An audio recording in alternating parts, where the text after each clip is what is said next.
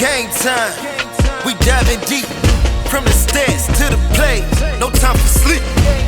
Below the surface, we're working, we set the scene. Who's your host? Scott Levine.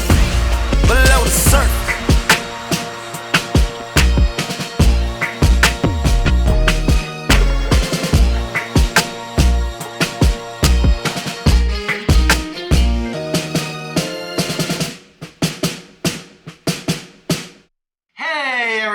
Welcome back to episode 8 of Below the Surface. This is where stats meet strategy. In today's episode, we're going to be diving deep into the running back position. I fleshed out my tiers for you guys, and I've broken down the top 25 guys. These aren't just rankings. These are guys grouped together by me based on similar outcomes. I'll break down the nuances, highlight the guys I like the most, and give you a player-by-player analysis that you won't find anywhere else. And before we jump in, I really want to shout out my viewers. You guys know who you are. The reason I do this, your support means everything to me, and I'm hoping that you're seeing the growth in each episode and as we continue to build. And with that said, you guys are in the right spot if you want to become the best fantasy player you can be. This channel is certain to win you championships, and if you take my advice, you're going to be winning championships like the best of the best. Now we can see who's making waves in the RB world this season, so let's dive in. Alright guys, in today's episode we have 7 different tiers leading up from 7 to 1. And real quick before I get into my first tier, our mixed bag, tier 7, I want to just quickly go through some guys who just missed the cut of the top 25, my honorable mentions. The first guy I want to talk about, he's just all over the news, constantly on my Twitter feed, seeing him everywhere, seeing him gassed up. I'm buying into the hype as well right now too, and that is Bill Krosky Merritt, better known as Ja'Cory Krosky Merritt, but his nickname is Lil Bill, so he's going by Bill right now, and man, is he going to be a fun player to see how he pans out this season. They traded away their starting running back, Brian Robinson Jr., who many think of as a 2-down plotter, just a grinder. Brian Robinson, he's just not really an explosive player that's going to be a really efficient guy either. He's really just wanted because of the team that he was on, which was the Commanders, and the touchdown upside he carried being on a good rushing offense. But now Bill walks into that role and potentially can earn the starting spot. He'll be battling it out with Chris Rodriguez Jr., and Austin Eckler. I like Austin Eckler a lot as a pick, and I will continue to push up Bill in my rankings as the hype rises. He's probably right below Caleb Johnson and ahead of Jalen Warren for me, like in that area. The next guy who just missed the cut was Jordan Mason for the Minnesota Vikings. He's been getting a lot of steam. He was brought in this offseason, and Kevin O'Connell seems to have a real liking to him.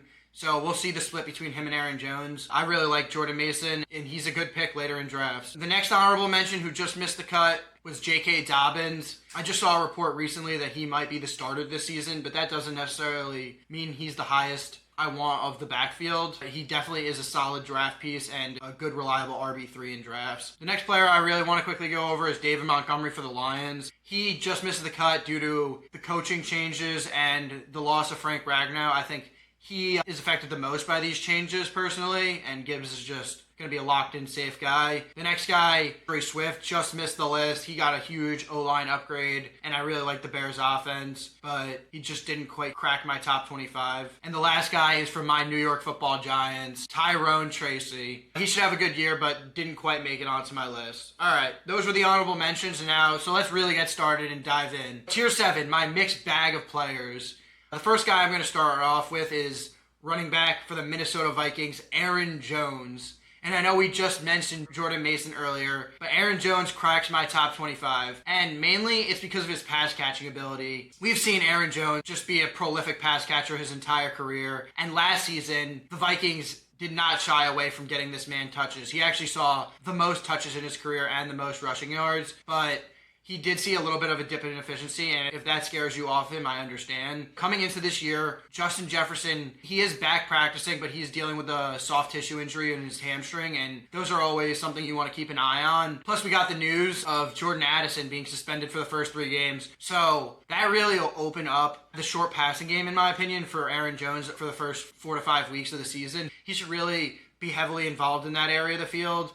And J.J. McCarthy will probably look to check it down often to him. He's just a nice safety valve for him to have. And then also, when I'm talking about running backs, it's really important to go over the offensive line. So I've went over this before, but quickly to just reiterate, they really beefed up the interior of their offensive line. And with Jordan Mason there, the efficiency and the improved run blocking should increase his efficiency back to what it was. And we've seen in the past Aaron Jones deal with a split backfield and be productive. All right. The next player in the mixed bag tier 6 is Isaiah Pacheco for the Kansas City Chiefs. Now, Isaiah Pacheco was a guy I was a little bit worried about early, but with the Rashee Rice news and the reports throughout camp with the other running backs behind him, it just seems that he's a safer player, and we all saw the opportunity Pacheco was as the true bell cow last year in those first 2 weeks. Over 15 touches. He had 5 targets and 5 receptions in his final game before getting injured. And he got injured in that game, didn't even finish that game. So it could have been more. But we did see a big drop-off with Isaiah Pacheco's production after the injury. So we'll see how he rebounds back this year. It's just guys on the depth chart behind him. Eli Mitchell is currently on the roster bubble. They did draft a 7th-round rookie, but he's a pass-catching running back, Rashard Smith. The only real threat to his goal line and rushing usage is Kareem Hunt, but we know Kareem Hunt is an older back, and he's really not a guy who's explosive. Pacheco, he has the ability to break off over 20-plus yard runs, and Kareem Hunt really doesn't have that in his bag anymore. If Pacheco can earn back his goal line role with this team, the Chiefs are just going to be a higher scoring offense, and you just want to have running backs a part of good teams typically. Moving along to our next guy in tier 7, that's Caleb Johnson, rookie running back, Pittsburgh Steelers. Caleb Johnson is an exciting running back prospect to me. He just landed in the perfect spot for him. Arthur Smith runs a very run-heavy zone scheme offense, and he should benefit massively. We saw in preseason just the ability to use the zone running scheme to create those cutback lanes for himself and really hit the hole and get to the outside. I know his 40 time seemed lower, but PFF tracked him on the field, and he is one of the fastest running back in game speed. So I really find the 40 time a bit of a disservice to him, and I wouldn't weigh that heavily with him. Also, Jaylen Warren, he's a guy behind him, and we know what Jaylen Warren is. I was very high on Jaylen Warren, but he's been in the league for a while, and he just hasn't taken on that true elite workhorse role, and he's not one of those guys who's going to be like a high volume touches guy. Maybe Jaylen Warren will be the 2-minute back and just be out there consistently on the pass catching role, but Aaron Rodgers, their quarterback now, he should be a more check down Charlie, tossing it off to the running backs more often than other quarterbacks. So he should just help Caleb have a more consistent floor. And down the stretch, I know he has a tougher playoff schedule, but with a guy like Caleb Johnson, all it takes is one run. You don't even need him to be that efficient because he could just break one big carry by the end of the game, and his efficiency numbers might look all right with that 160-yard carry mixed in there. Caleb Johnson, he's just a player I'm definitely intrigued by a lot and willing to take the chance on, especially if he falls in drafts. This next player is also a rookie, drafted higher than many expected him to be drafted, especially based on consensus analyst boards, and that's R.J. Harvey for the Denver Broncos. Now, R.J. Harvey, I just saw a report, like I mentioned, that J.K. Dobbins is most likely the starter because of the pass protection role, and if he doesn't improve on that, then it'll definitely be a shaky season because Sean Payton needs his running backs to be good in pass protection for him to trust them out there. That might be a reason why he brought in J.K. Dobbins, is because of that role, and he knows that Dobbins is a good protector. We saw it even last year with the Chargers. But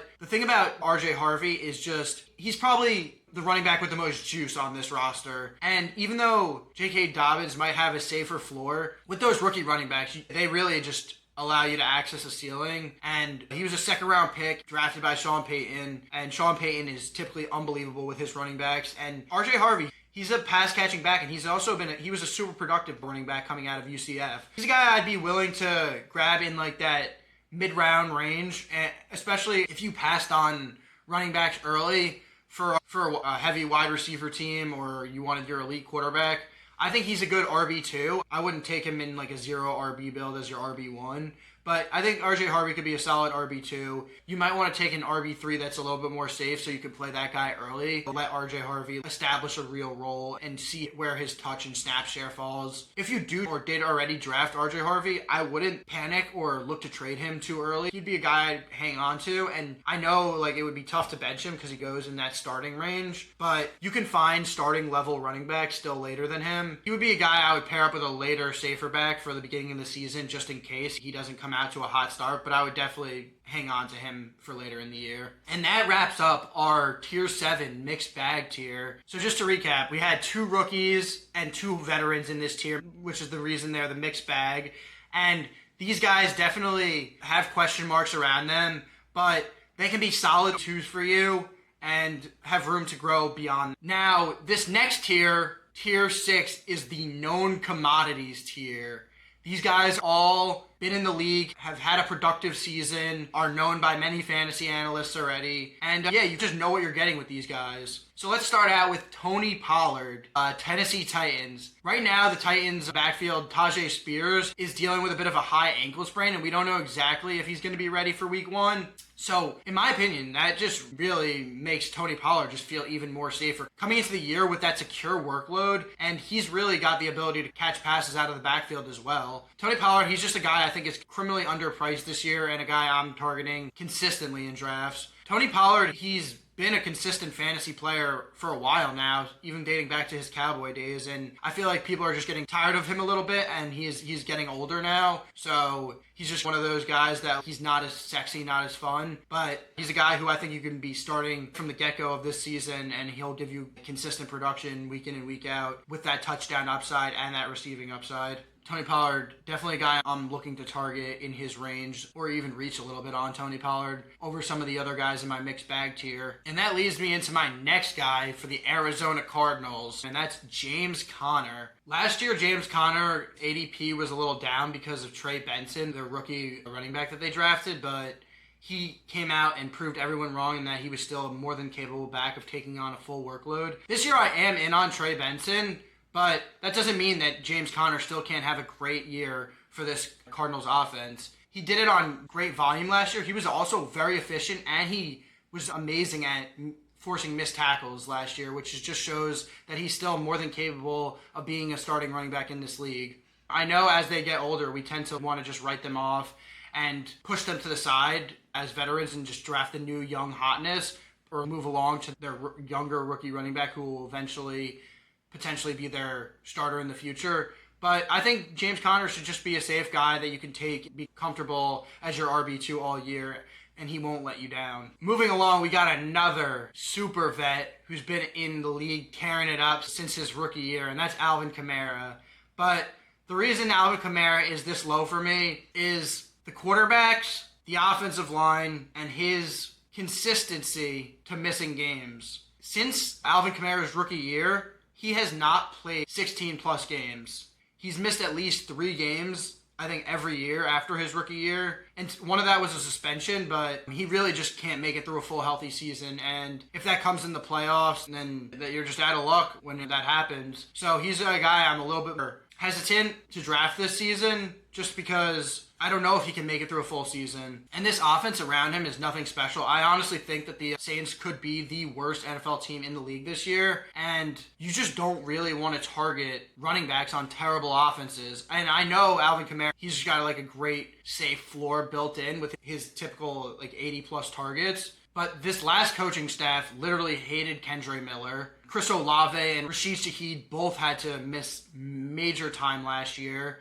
They drafted Devon. Kendre Miller's not, he's actually been participating in a part of the roster, it seems, this year. I just think that Alvin Kamara, they're going to use him a little bit more sparingly and not overload his touches. We saw last year in the Clint Kubiak scheme that he's a really heavy run scheme guy. And Kellen Moore, we'll see how he changes up his offense to fit his personnel. and if Alvin Kamara is going to be a huge piece and a heavy targeted player. Now, I'm not completely fading Alvin Kamara. I see him going consistently in home leagues and redraft leagues in the middle of round 4 or like sometimes as high as round 3. And that's just way too high for me. There's players in that range like Kenneth Walker, James Cook, even Breece Hall, who I know I'm a little bit more worried just because of the vibes around the Jets this offseason. But those are other guys I'd be looking to target in Kamara's range. And our last running back in our tier 6 known commodity is Chuba Hubbard.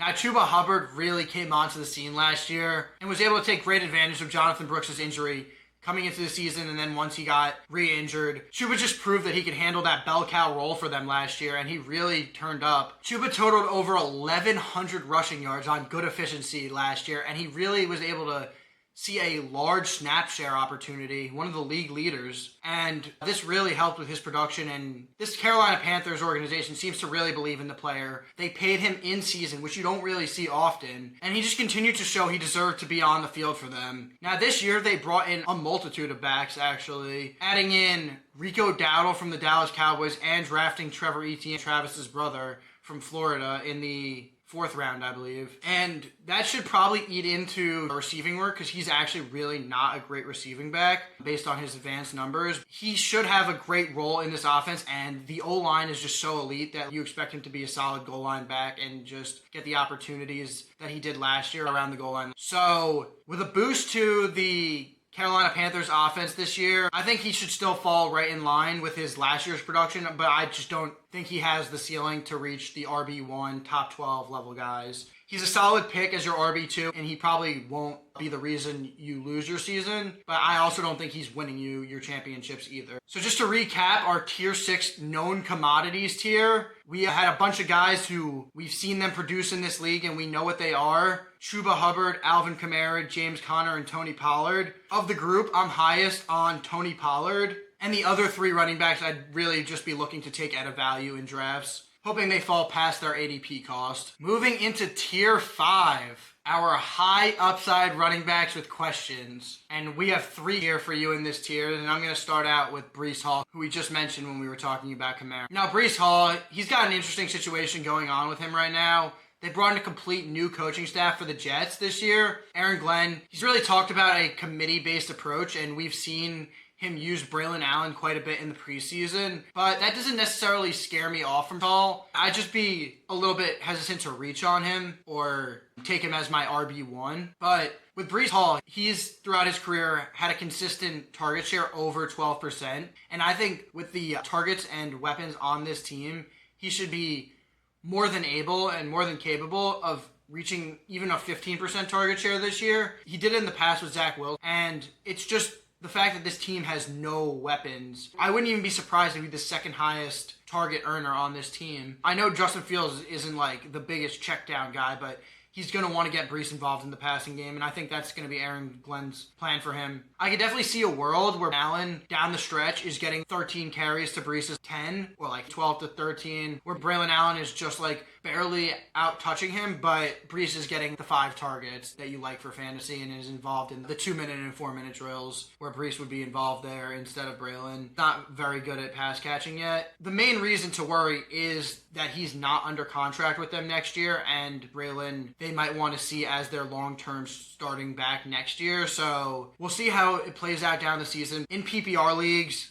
Breece Hall should just be a safe RB2 you can draft. I personally would advise against taking him in as an RB1. And also, real quick with Breece Hall, if he falls to round 5, I'd be definitely looking to take him there. I've seen that happen in certain home leagues, and that's the best value for him for sure. Now I want to get into another rookie whose hype has just been almost getting out of control at this point, but it's making me push him up higher and higher in my rankings consistently now, and he's all the way up into tier 5 now, inside my top 18 running backs right now already, and that's rookie running back Treveyon Henderson, drafted by the New England Patriots. And man, has this kid just been a highlight machine in preseason and in training camp.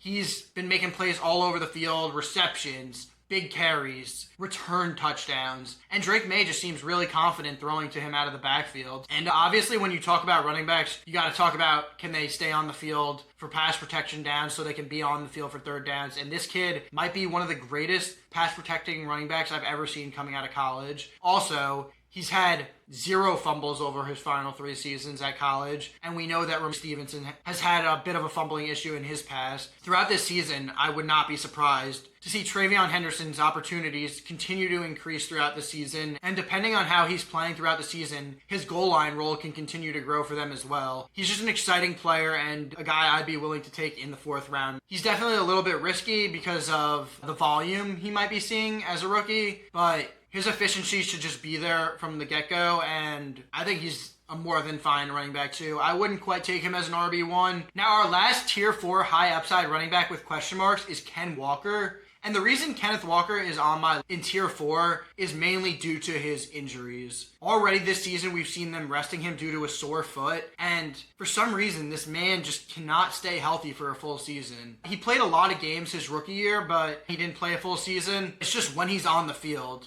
he produces like a workhorse for fantasy. He's also somehow a top target earner in Mike McDonald's offense last year. We'll see if that continues under new offensive coordinator coming over from the Saints, Clint Kubiak. But he runs a zone scheme, and he's a great rushing coordinator, and I really like the fit for him and Ken Walker. So he's the one guy in this tier where if you miss out on the top tier of running backs and went elite wide receivers through your first 3 rounds, I think Ken Walker in the 4th round can be your RB1. And he's that one guy in this tier. If he stays healthy, he's shown that he has the ability to average over 18 fantasy points per game in full PPR leagues, and that's what you're looking for is those ceiling games. So if he's there for the playoffs, that's what matters most. And you can find replacements throughout the season on the waiver wire. It's not like when a guy's out weeks, it's just a 0 in your lineup. We're able to plug in a new guy to fill in for them. Obviously, losing Ken Walker would be tough, especially if he's your RB1. And just know that there is some risk involved with him with the injury luck. But he's just a guy who is able to get it down on the field consistently, and I really like the new changes they've made. Also, just to mention, for the Seattle Seahawks offense, they brought in Sam Darnold, and they got rid of DK Metcalf and Tyler Lockett. He's definitely going to have to be more of a focal point heading into this 2025 season. All right, that wraps up our Tier 5 high upside with question marks. Now we move into our more exciting top 15 running backs in Tier 4, our bell cow bubble. And the guy that I want to start with in this tier is James Cook for the Buffalo Bills. Just got his new contract extension and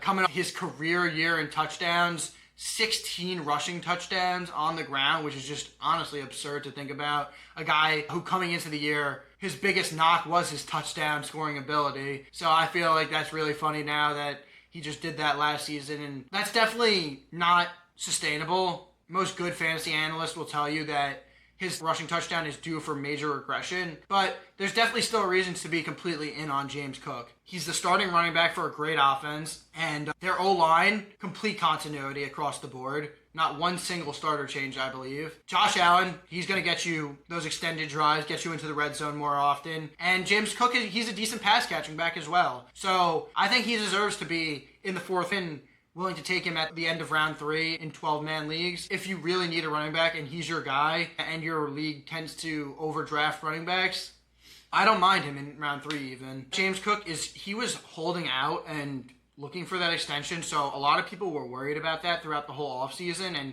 he wasn't really practicing much with the team early on, which can definitely hinder their early season production, but he's going later than he did last year. And just because we don't think he'll score 18 times doesn't mean he'll necessarily be so bad that we don't feel comfortable drafting him in the top 4 rounds. So with a guy like Cook, who's just in such a good offense, he's going to be a safer guy to target in this range. The next guy I want to talk about is another rookie running back who also has been rising up the ranks quite quickly this offseason due to the Najee Harris eye injury, and that's Omarion Hampton, rookie running back out of UNC for the Los Angeles Chargers. Now, here's a guy, it seems to me I've discussed ad nauseum already, but I'm just going to continue to keep talking up Omarion Hampton. This is a guy that I loved since college. He was my RB2 coming out of the class, and he landed in a perfect scheme fit. The coaching staff is just going to use him correctly. I really trust what Greg Roman and Jim Harbaugh can put together for a rushing attack. It really sucks to lose Slater, but I'm really not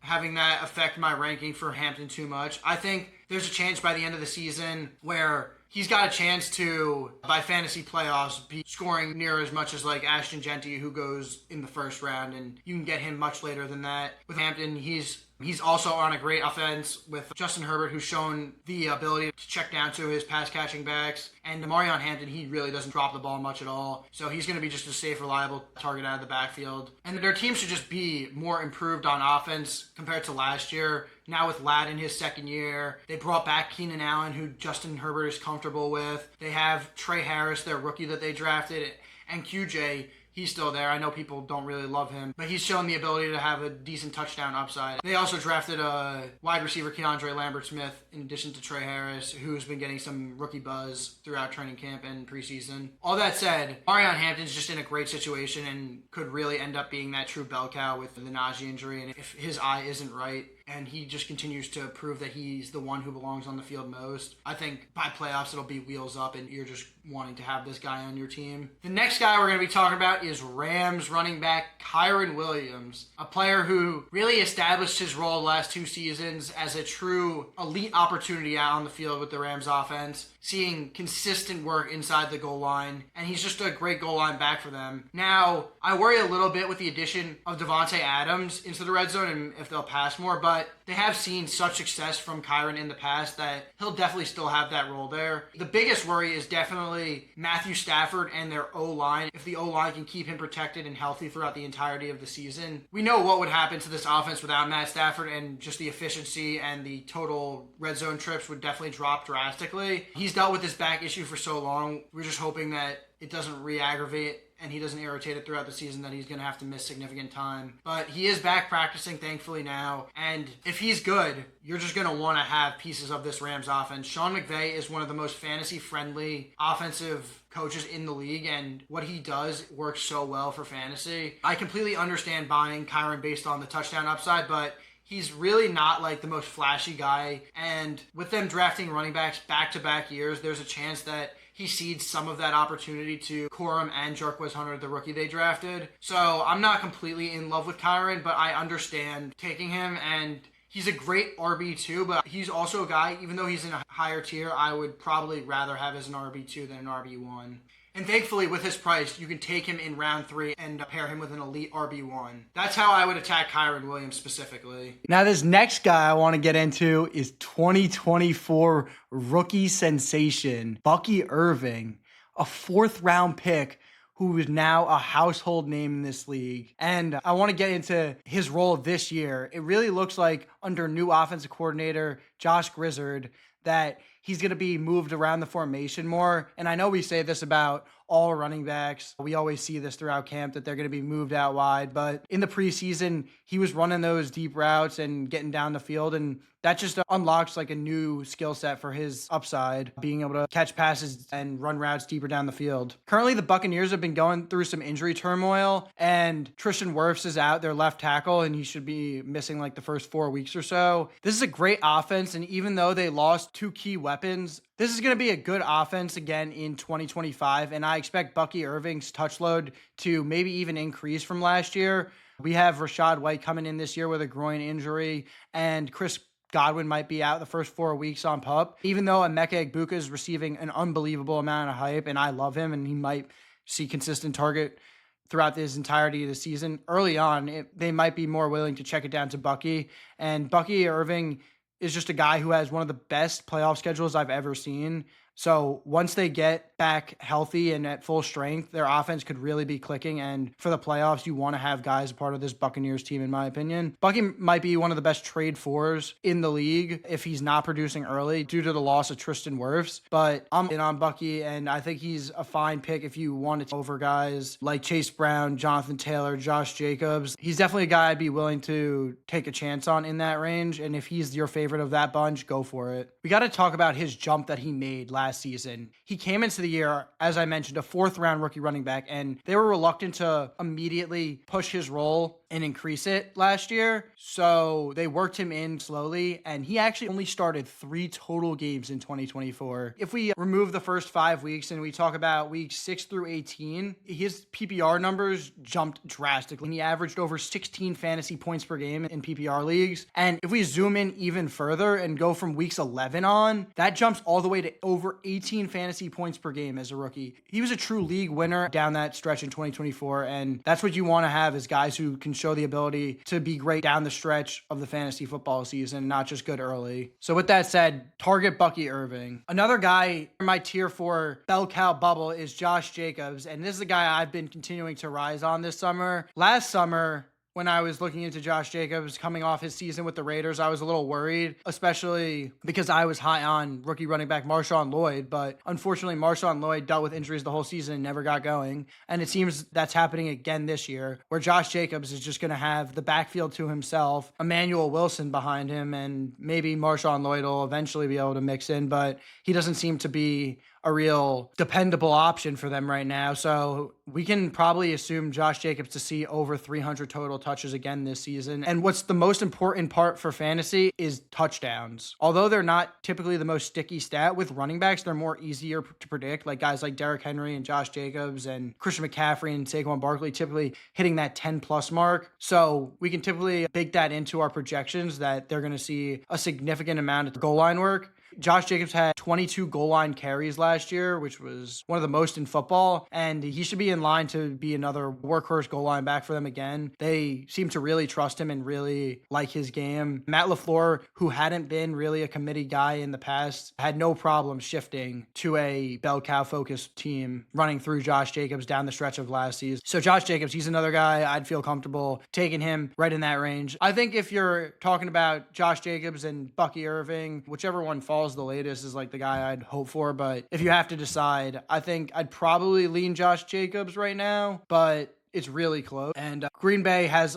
also a great offense as well and a solid offensive line. So there's not really a big difference between the two in terms of environment. And now our final player in the tier 4 bell cow bubble is Jonathan Taylor. Jonathan Taylor was a guy I was really high on last year and thought that with Anthony Richardson under center, he could really open up some lanes and Taylor could be a fantasy superstar down the stretch for you in the playoffs. And half of that was right. Jonathan Taylor unfortunately got banged up last year with a high ankle sprain and had to miss games. He wasn't the same player he was coming into the season after sustaining that injury. He needed a few weeks to get back to his 100% self. But then down the stretch, he was a great fantasy winner and had a 50-point playoff game in full PPR scoring. But this year, Jonathan Taylor, he's going to be with Daniel Jones. And this just reminds me of the Saquon Barkley 2022 situation with Daniel Jones and how he's going to have to hand the ball off 300 plus times and dump it off to Jonathan Taylor a bunch. There are a few reasons to be a little bit worried. Obviously, Daniel Jones has the ability to take some rushing touches at the goal line. And they drafted first-round tight end Tyler Warren, who's like a do-it-all guy and might see some red zone carries. We'll see how often they use him inside the 5 as a red zone weapon. Jonathan Taylor, man, he's going to see one of the highest touch totals in the entire National Football League. When you can guarantee volume for a player in fantasy football, that's honestly the most important thing at the running back position. Jonathan Taylor's shown the ability to hit 20 touchdowns and be efficient in the NFL. I'm more than comfortable drafting Jonathan Taylor as my running back 1. I've seen him fall to the end of the second round, right at that 2-3 turn. And if I'm the 101 drafter taking Ja'Marr Chase, I'd love to be able to pair him up with a Jonathan Taylor and just have 2 of my top guys at each position. Now we're finally moving into the biggest names, those real elite level top end running backs. And with that said, here's my tier 3. The powerhouses. Now, my first powerhouse running back is Chase Brown, running back for the Cincinnati Bengals. And man, did this kid turn it up last year. Just completely turned himself into a bell cow running back and PPR machine, on target for over 90 targets on a 17-game pace. Chase Brown in a very pass-friendly, high-scoring offense with a defense that really sucks. So that'll just give him more opportunities, and they'll need to score consistently to be in games. He's their clear goal line back, and they got rid of Zach Moss and only have a 6th-round running back, Taj Brooks, and a very old Samaje Perine as their 3rd down back to spell him in the 2-minute drill. But Chase Brown, he's just a really exciting player. And I've seen a lot of people in the fantasy community start to comp him to Austin Eckler. And that is exactly how I view him. He's going to be consistently involved in that pass catching role. The only thing to worry about with Chase Brown really is the fact that Zach Moss got hurt and he was really just thrust into that role like full time and seeing 85% of the snaps and opportunity share. And the fact that they had a bad record, so they were really playing with a lot of sense of urgency. And maybe if they're a better team early in the year, they don't feel like they need to overload Chase Brown's work as much. I still think that, with that said, he's going to be a top 8 back locked in, and I would be willing to take him and reach on him in this second round, take him over guys like Jonathan Taylor, Josh Jacobs, Bucky Irving, even though I all really like them. But I just think the situation Chase Brown is in is just one of the most valuable for fantasy, especially for those people who are in the PPR leagues. Moving along to our final rookie, Ashton Jeanty, running back for the Las Vegas Raiders.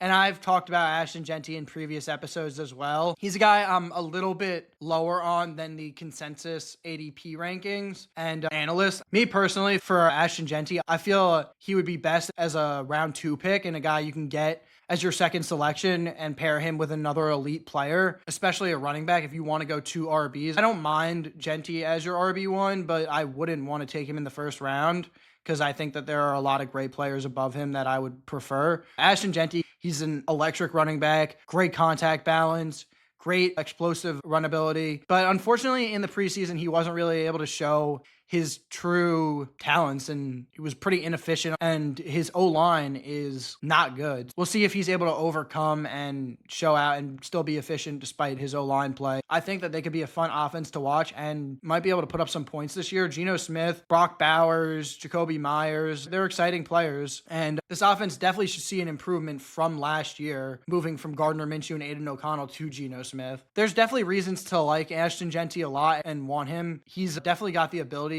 to even be maybe top 3, but I don't know if I would say that RB1 is quite in his range of outcomes in year 1. Moving along to veteran superstar Derrick Henry, running back for the Baltimore Ravens. And Derrick Henry is just in line for another great. In the past, I might have wanted to fade older running backs who rely on their touchdowns so much like Derrick Henry does. And if Derrick Henry only sees 10 rushing touchdowns, he's not going to pay off as his RB6 value. But with this rushing attack in the Baltimore Ravens with Lamar Jackson at the helm, we just saw him have by far his most efficient running back year in his age 30 season. They also kept a lot of the same guys on their starting offense and move into this year as just a well-oiled machine. 3rd year under Todd Monken for Lamar, and he should just be able to continue to use Henry to his advantage, set up those read options, and just use Henry and continue to work Henry as a 300 touch back. Derrick Henry said himself he hasn't thought about retirement yet, and I think he's more than capable of having another RB1 level season. This is probably the last year I'd be willing to take Derrick Henry this high, but there might not be a better QB RB duo that we'll ever see again as good as Lamar and Derrick Henry. And he's just as easy as a chance to go for 2,000 plus total scrimmage yards again and over 15 rushing touchdowns. Derrick Henry is just an absolute monster, and I'd be willing to take him as high as RB5. Finally, our last powerhouse running back is Christian McCaffrey. Christian McCaffrey is another guy that I've talked quite a bit about, and he's a guy that has been rising drastically, and it's mainly due to the fact that he's the only healthy running back in the backfield. But they did just add Brian Robinson Jr., which he's a solid player, and he'll probably help them not have to overload Christian McCaffrey's touch load right from the start of the season. But I'm not going to be buying Christian McCaffrey in the first round. I know he's got that ability, and if you want to take on that risk, he has the ability to be the RB1 in fantasy if he remains healthy. It's just, he's too risky for me, and honestly, now you're having to take him as like the RB4 in most home leagues. And even in those best ball drafts, he's going as high as RB4, sometimes even higher. I personally don't have that kind of gambler in me when all it takes is just one game for Christian McCaffrey to need to go back to Germany and get another PRP injection. Yeah, he looks good in training camp without getting hit, but once the intensity ramps up and we're playing real football, we're going to have to see how his body can handle it and how his legs hold up over the course of a season. That wraps up our powerhouse tier. And just to quickly recap, the guys I'm targeting in this range is Chase Brown, who I'm clearly very high on, as you can see, making it all the way up into tier 3 with guys of this caliber in his tier. And then I'm still also in Henry as my 5th ranked running back, and I'd be willing to take him hopefully in the 2nd round and pair him with an elite wide receiver. But if you can get like a Drake London in round 2, 2. I'm completely fine rolling with Henry as my RB1 this season. And then Christian McCaffrey and Ashton Jeanty, I'm a little bit more worried about this year, but I still understand their upside and why you would want to take them. It's just I personally wouldn't want to take them in round 1. Now we have 4 backs left, and we're moving into our tier 2, the dynamic impact running backs. The guy that I'm going to start with is Devon Achane. And we just received great news from Mike McDaniel last night, saying that there have been no setbacks to his calf and that he's expected for week 1. Devon Achane should just be a PPR superstar, seeing over 80 targets last year and just being force-fed. If we can have him pair his efficiency from year 1 and his reception totals from year 2, this kid will break fantasy football. He has that kind of ability, and he's got the ability to score from almost anywhere on the field as well. When you're that dynamic of a player, he's a guy that I'm just willing to take as early as possible. I was a little lower on him with the calf injury popping up, and you never want soft tissue injuries right before the season. But with that report that he's expected to go week 1, I'm very high on him. And I do like his backfield mate, Ollie Gordon, just in case. He's been making hype throughout camp. So he's a good handcuff late in drafts and in the last round that you could grab to pair with. Also, the Miami Dolphins did bring in Zach Wilson to be their backup quarterback, and boy, do I think Zach Wilson is a horrible quarterback. But what he did do in his tenure with the Jets is check the ball down so often to Breece Hall. We saw Breece Hall become the RB2 with Zach Wilson after Aaron Rodgers missed the whole year with that torn Achilles. It's definitely possible, even if Tua goes down, that Achane has a huge receiving role in this team compared to last year where he was just a complete zero when Tua got hurt. So that even gives me a little bit more confidence in him, even though I don't think Zach Wilson, the quarterback, is actually good. I just trust him to check it down often. Achane's a guy I'd be willing to reach on above Christian McCaffrey, Henry, Jeanty, and get him on my team. I think he's a superstar in the making and a young back who hasn't had too many touches, and I get the injury concerns for a smaller back, and they have drafted running backs back-to-back years, but with them not bringing in Brian Robinson Jr., I think that's just huge. I love Devon. I could see myself putting him in as high as RB3 in my rankings if I was just ranking them in order. The next dynamic impact running back in tier 2 is Saquon Barkley. Saquon Barkley not in tier 1? That's just your Giants bias. Maybe it is, man, but